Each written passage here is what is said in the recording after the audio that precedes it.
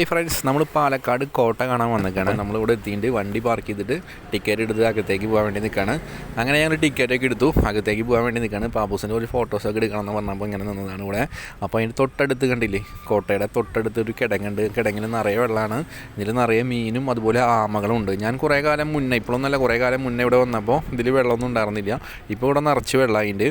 അപ്പോൾ ആൾക്കാർ ആമേനെയും അതുപോലെ മീനിനെ കാണാൻ വേണ്ടിയിട്ട് ഒരുപാട് പേര് ഇവിടെ നിന്ന് നോക്കുന്നുണ്ട്. നമ്മുടെ കുട്ടികൾ ഇവിടെ നിന്ന് നോക്കുകയാണ്.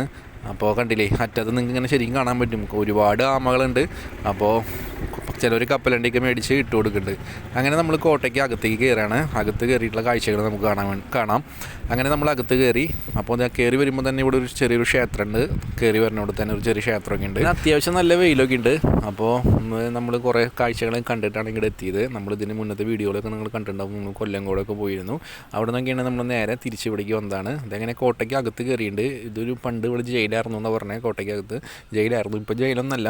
അപ്പോൾ ഇവിടെ കുട്ടികൾ കളിക്കാനൊക്കെ ആയിട്ട് ഇങ്ങനെ കുറച്ച് സ്ഥലമൊക്കെ ഉണ്ട്. കുട്ടികൾ ഇങ്ങനെ കളിക്കാനും അതുപോലെ ഒരു മാവിൻ്റെ കൊമ്പ് ഇങ്ങനെ വീണ് കിടക്കുന്നുണ്ട്. കുറേ കുട്ടികൾ അതുമ്പോൾ കയറിയിട്ടൊക്കെ കളിക്കുന്നുണ്ട്. അങ്ങനെ പാലക്കാട് കോട്ടയിലെ കാഴ്ചകളൊക്കെ കണ്ട് അത്യാവശ്യം നല്ല വിശപ്പായി എല്ലാവർക്കും. അപ്പോൾ നമ്മൾ ബിരിയാണി കഴിക്കാൻ വന്നിരിക്കുകയാണ്. പാലക്കാട് വന്നു കഴിഞ്ഞാൽ എന്തായാലും റാവുത്തർ ബിരിയാണി കഴിക്കാണ്ട് പോകാൻ പറ്റില്ലോ. അങ്ങനെ റാവുത്തർ ബിരിയാണി കഴിക്കാൻ വന്നിരിക്കുകയാണ്. ഞാൻ ഫസ്റ്റ് ടൈമാണ്, ആദ്യമായിട്ടാണ് ഇവിടെ വന്ന് കഴിക്കണത് റാവുത്തർ ബിരിയാണി.